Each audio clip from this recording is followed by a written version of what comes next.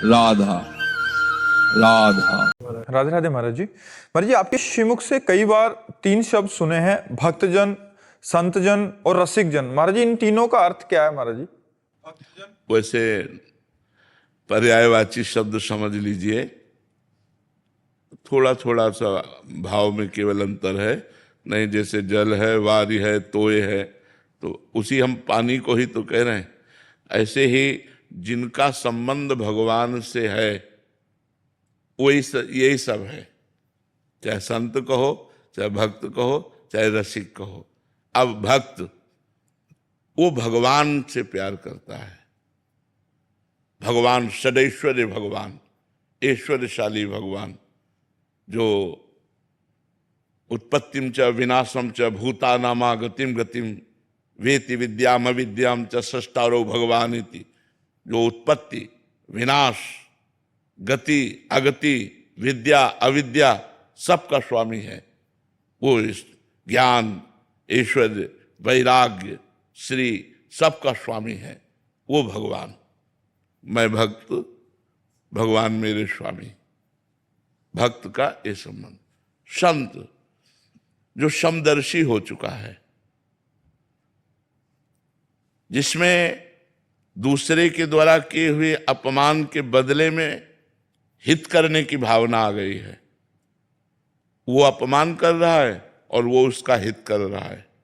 जो निर्वैर है, जो समदर्शी है, जो सहनशील है, जो समस्त जीवों के प्रति करुणा रखता है और भगवान में स्थित है, उसे संत कहते हैं।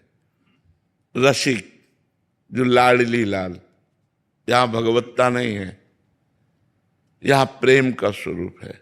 प्रेम के खिलौना दो, खेलत हैं प्रेम खेल, प्यारी जू और प्यारे जू। ये भक्त कभी ऐसा नहीं बोलेंगे। जब भक्त जयकारा लगाएगा तो भगवान की जयकारा लगाएगा।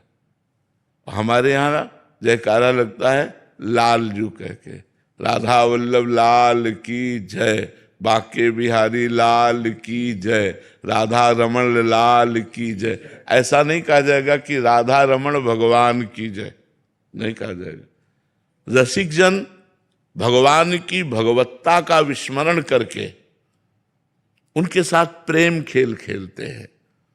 रसिक वही जिसके हृदय में प्रिया प्रीतम को सुख पहुंचाने के लिए प्रतिक्षण उत्साह। भक्त है तो भक्त चार प्रकार के हैं। एक अपने संकट निवृत्ति के लिए भक्ति करता है, एक भगवान से धन प्राप्ति की चाह रखता है, एक भगवान को जानना चाहता है और एक भगवान को जान गया है। चार प्रकार के भक्त बताए गए। जैसे तो रसिक वही केवल है जो केवल प्रिया प्रीतम को सुख पहुंचाना चाहता है, जो प्रभु को सुख पहुंचाना चाहता है। क्या वस्तु को भोग लगाऊं, क्या पहना दूं, कौन सा इत्र लगाऊं, आज कौन सी सेवा करूं जिससे हमारी प्यारी जू प्यारे जू को सुख मिले। अपनी चिंता नहीं है। जो अपने विस्मरण को प्राप्त हो चुका है, मैं का विस्मरण कर चुका है और प्रिया प्रीतम के अनुराग से युक्त हो चुका है, उसे रसिक कहते हैं। और जो मैं सहित भगवान की शरण में चला गया है, उसे भक्त कहते हैं। और जो समदर्शी है, निर्वैर है, अपमान करने वाले को भी सुख प्रदान करने वाला है, वो संत है।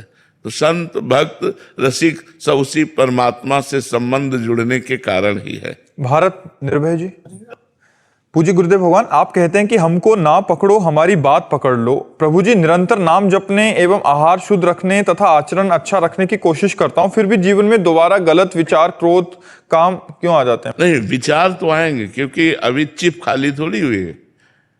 आज हम डिलीट करना शुरू किया है और लाखों मैसेज काम के हैं, लाखों मैसेज क्रोध के हैं, गंदी बातों के, गंदे विचारों के हैं।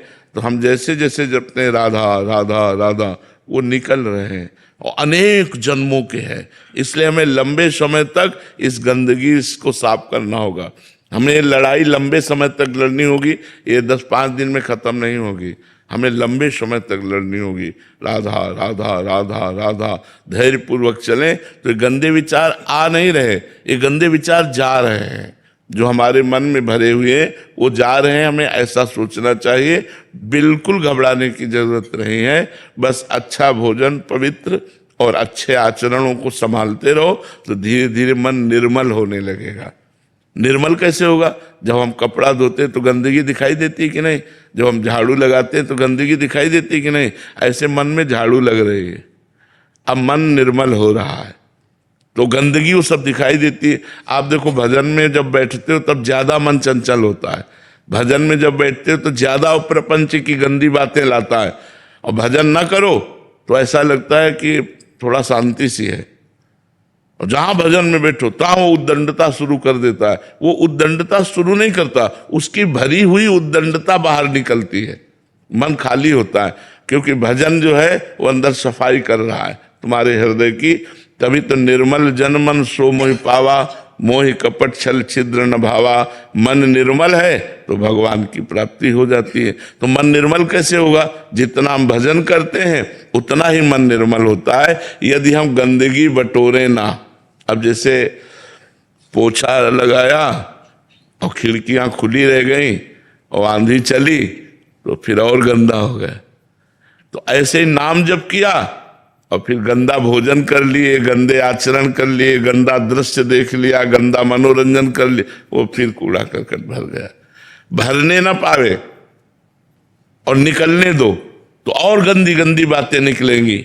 मन गंदा करेगा, एकदम ऐसा लगेगा कि इतना गंदा तो हमने कभी नहीं सोचा। लेकिन वो आपकी गंदगी ने जो अनेक जन्मों की मन में भरी हुई है वो खाली हो रही भगवान के नाम जप से। धैर्य पूर्वक नाम जप करते रहो, उससे लुभायमान होकर कोई कार्य मत कर बैठना। जो मन गंदगी फेंक रहा है उससे प्रभावित होकर कोई क्रिया मत करना, तो धीरे धीरे मन निर्मल हो जाएगा। जी महाराज जी, एक एकांतिक वार्तालाप में सुना था कि प्याज लहसुन तामसिक प्रवृत्ति के कारक होते हैं, तो आपकी आज्ञा अनुसार उन्हें त्याग दिया है। परंतु महाराज जी, आजकल बाजार में मिल रही हर वस्तु, यहाँ तक कि नमकीन मसालों में भी प्याज लहसुन का होता है। ऐसे में महाराज जी कभी ऐसा गलती हो जाए तो? ना कोई देखो, वो कोई पाप नहीं है। प्याज लहसुन कोई पाप नहीं है। प्याज लहसुन जैसे कुछ संत जन गाजर नहीं पाते, तो बहुत सी ऐसी वस्तुएं हैं जिनके गुणों का अनुमान करके संतों ने त्याग किया। इसमें ये दोष है, इसमें ये गुण है, जिससे हमारी बुद्धि पवित्र है।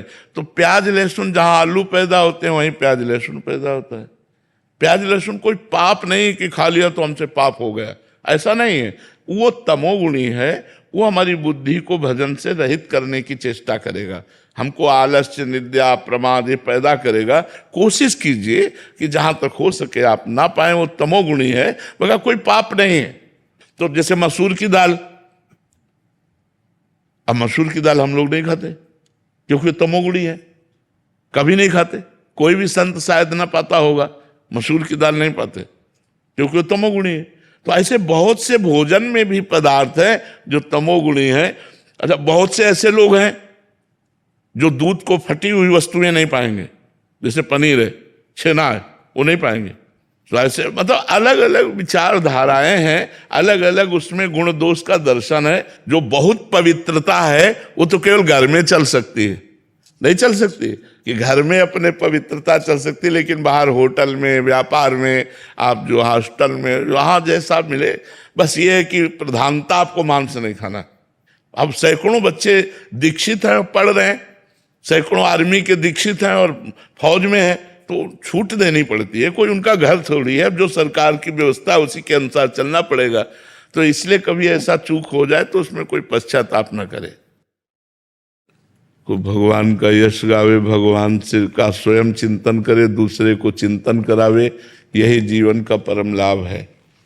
भगवान का चिंतन हो रहा है, यही सबसे बड़ी बात है।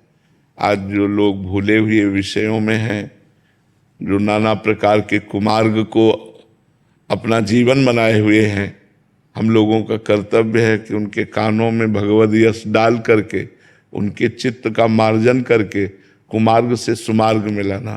तमसो माँ ज्योतिर्गमय, अंधकार से प्रकाश की तरफ लाना। अस्तो माँ सदगमय, असत से सद की यात्रा कराना। मृत्युर्मा अमृतम गमय, मृत्यु से अमृत की यात्रा कराना। और भगवान ने वो काम आपको दिया, भूरिदा जना, भगवान की चर्चा करना।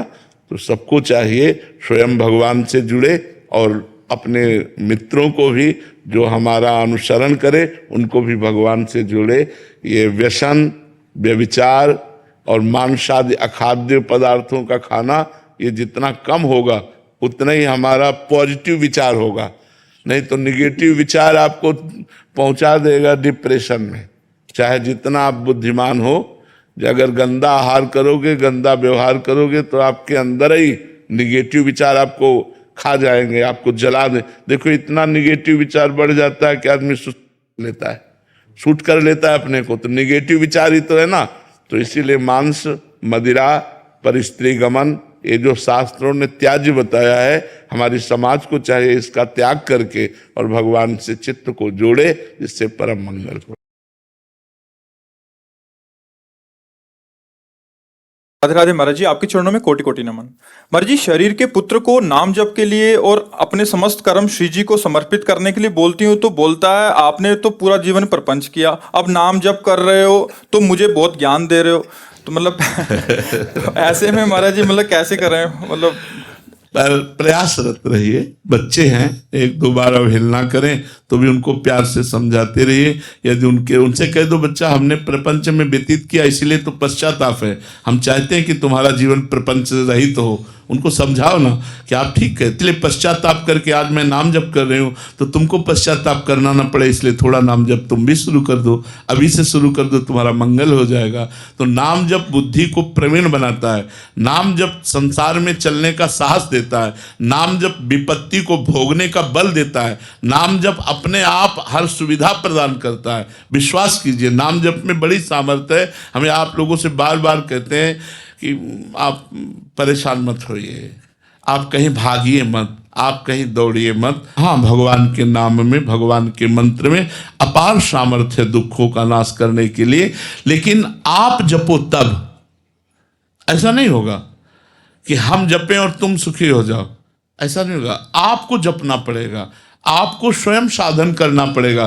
प्राय लोगों की धारणा ऐसी है कि कोई ऐसा उपाय बताओ कि अंगूठी पहन ले या कोई मतलब जंतर बांध ले, लोग ऐसा चाहते हैं।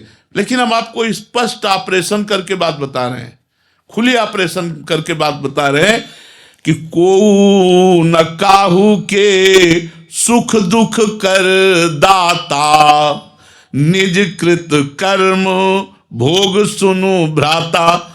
हम तुम तो मनुष्य कोटि के हैं, मान लो साधु भी हैं तो हम जीव कोटि के हैं, लेकिन हम ईश्वर कोटि की मुनि की बात कहते हैं। वशिष्ठ जी ये ईश्वर कोटि के महात्मा हैं, ये भगवत कोटि के, जिनके चरणों में भगवान राम मस्तक रखते हैं, वो वशिष्ठ जी भरत जी से कह रहे, सुनहु भरत भावी प्रबल, बिलखि कहो मुनिनाथ, हानि लाभ जीवन मरण जस अपजस विधि। है मंत्र, नाम है, भगवान के नाम में बड़ी सामर्थ्य है। इसलिए नाम जप करो, बेकार के इधर उधर की बातों में मत फंसो। कोई तुम्हारे दुख को नहीं मिटा सकता और जेब तुम्हारी खाली करवा सकता है, ये पक्की बात है। दुख मिटाना है तो तुम्हें लगना होगा। पापाचरण बंद करो, शराब पीना बंद करो, मांस खाना बंद करो, पराई बहन बेटी की तरफ गंदी दृष्टि बंद करो, अच्छे आचरण करो, अभी आनंदित हो जाओगे, अभी सुखी हो जाओगे। तुमको देखकर लोग आनंदित हो जाएंगे, आपका इतना चेहरा प्रसन्न रहेगा। और गलत आचरण करो और पैसा जमा कर दो तो पैसा जमा करना हुआ पुण्य, और गलत आचरण जो कर रहे हो पाप, इसका फल तुम्हें मिलेगा, उसका भी फल मिलेगा। महाराज जी ऐसी जगहों पे बहुत भीड़ रहता है महाराज जी, और काफी लोग कहते हैं हमें लाभ भी हुआ, पुत्र हुआ। देखो इसमें हम आपको आप बता रहे हैं, ये संयोग की बात है। ऐसे दंपत्ति कितने भारत में हैं जो हर उपाय करने के बाद भी पुत्र प्राप्ति नहीं हुई। ऐसा पुत्र प्राप्त करवा दे तो भारत में निसंतान कोई रह ना जाए। भारत में निसंतान वो संयोग लग जाता है। संयोग पुण्य का संयोग लगा, उसका संयोग लगा, पुत्र होने का समय आ गया और उसका संयोग लगा, बोले बाबा के आशीर्वाद से काम चल गया। बाबा के आशीर्वाद से पुत्र नहीं हुआ, तुम्हारे पुण्य के, तुम्हारे संयोग से, तुम्हारा जो भाग्य था उसमें पुत्र था, इसलिए पुत्र हो। अगर भाग्य में पुत्र नहीं है तो नहीं होगा, चाहे जितना प्रयास कर लो। देखो भागवत में इस बात का प्रमाण है कि आत्मदेव नाम का ब्राह्मण जब बहुत सब पुत्रेष्टि यज्ञ सब कुछ कर लिया और पुत्र नहीं हुआ तो करने के लिए जंगल गया, वहां देखा एक सन्यासी मिल गए तो उनके चरण पकड़ लिया। सन्यासी जी ने कहा आप उदास क्यों हो? बोले हम उदास क्यों, हम तो मरने आए, हमारे पुत्र नहीं हो रहा है, सब संपत्ति है बढ़िया, सब सुख सुविधा है, पुत्र नहीं हो रहा तो हमारे पितरों का कैसे पिंडदान होगा, इसीलिए मैं आया हूं कि अब कर लूंगा। अरे बोले आप करना तो बड़ा निंदनीय कार्य है। तो उनका फिर आप हमें पुत्र प्रदान करो। बोले मैं तुम्हारे भाग्य में देख रहा हूं कि 7 जन्म तक पुत्र नहीं है। बोले आप अगर पुत्र नहीं प्रदान करोगे तो आपके सामने कर लूंगा। अब महात्मा जी बड़े चक्कर में फंस गए। उन्होंने अपने तपोबल से एक फल प्रकट किया और कहा जाओ अपनी पत्नी को पवा दोगे तो पुत्रवती हो जाएगी। बड़े प्रसन्न हुए, लौट के आए और उनकी पत्नी का नाम था धुंधुली। उन्होंने कहा कि लो ये फल खा लो, महात्मा ने दिया है, तुम्हारे गर्भ रह जाएगा। उसने सोचा गर्भ रह जाएगा तब तो भोजन नहीं पा पाऊंगी, चकाचक दबा के भोजन पाने के लिए पेट खाली चाहिए, पेट में गर्भ ही रहेगा तो क्या, और कहीं गर्भ टेढ़ा हो गया तब तो मैं मर जाऊंगी, गर्भ में तो बड़ी समस्या है। तो अपने उनकी बहन आई हुई थी, बहन से कहा बड़ी समस्या हमारे आगे आ गई कि पतिदेव ये फल लाए। तो बोले सुनो समस्या का समाधान ये कि परीक्षा के लिए ये फल तुम गाय को पवा दो और मेरे गर्भ है और तुम कहती रहो गर्भवती का नाटक करती रहो, और जब मेरे संतान होगी तो मैं तुम्हें दे दूंगी, तुम धन हमारे पति को दे देना और मैं सबसे कह दूंगी मेरी संतान मर गई, बढ़िया काम बन जाएगा। उन्होंने ऐसा ही किया। जो संत के द्वारा फल था देखो उसने नहीं पाया, क्योंकि भाग्य में उसके गर्भ से संतान नहीं लिखी, गाय को पवा दी। तो समय आने पर गोकर्ण जी का प्रादुर्भाव हुआ और उसकी बहन के जो लड़का पैदा हुआ उस समय से जब उसके पास आया तो धुंधुली ने अपने नाम से मिलता हुआ नाम धुंधकारी रखा। और सब लोग भागवत चरित्र सुनकर जानते हैं कि धुंधकारी का चरित्र कैसा रहा, घोर महापापी रहा। तो अगर भाग्य में नहीं लिखा तो संत ने दिया लेकिन वो उस खाया नहीं, गाय को खवा दे। तो हमें लगता है कि हमारे भाग्य का संयोग ऐसा बनता है, हम जहां जाते हैं संत महात्माओं के पास तो जाना एक सुकृत होता है और दूसरा हमारे भाग्य का संयोग बनता है, इसलिए हमारी कामनाओं की पूर्ति हो जाती है। नहीं तो बहुत सी ऐसी बातें हैं जो हमारे भाग्य में नहीं है, उसे कोई नहीं लिख सकता, नया भाग्य नहीं निर्माण कर सकता। एक पहलवान जी आए थे 18 साल बाद, कह रहे महाराज जी की कृपा से पुत्र हुआ, तो मतलब कोई आपने आशीर्वाद कैसा? संयोग 18 वर्ष बाद होना था, नहीं तो हम पूरे भारत को आशीर्वाद दे सबके हो जाए हमारी किसी से दुश्मनी है क्या? हमारे तो सब परिजन है, हमारे तो सब प्राण है। उन्होंने जो साधना की 18 वर्ष उन्होंने वृंदावन की दंडवती परिक्रमा लगाई और संत के प्रतिभाव किया, प्रारब्ध का बदलाव हुआ, एक साथ 2 संतान हुई, 2 पुत्र एक साथ पैदा हुए उनके 18 वर्ष बाद। वो कोई हमारी कृपा नहीं, वो उनका साधन। 18 वर्ष वृंदावन की दंडवती परिक्रमा लगाना और संतों के प्रतिभाव रखना, फल फूल जो समर्पित करना, तो उसी पुण्य प्रताप से हो गए। तो पुण्य प्रताप कभी कभी ऐसा लाभ दे देता है, वो क्या करना आपको पड़ेगा, उसका भाव है कि उस महाराज जी के द्वारा हो गया, लेकिन कर्म उसी ने किया ना। दंडवती परिक्रमा परम पावन श्री वृंदावन धाम की शिव सनकादि वंदित रज में उसने जो दंडवती लगाई 18 वर्ष, तो उसका फल प्रकट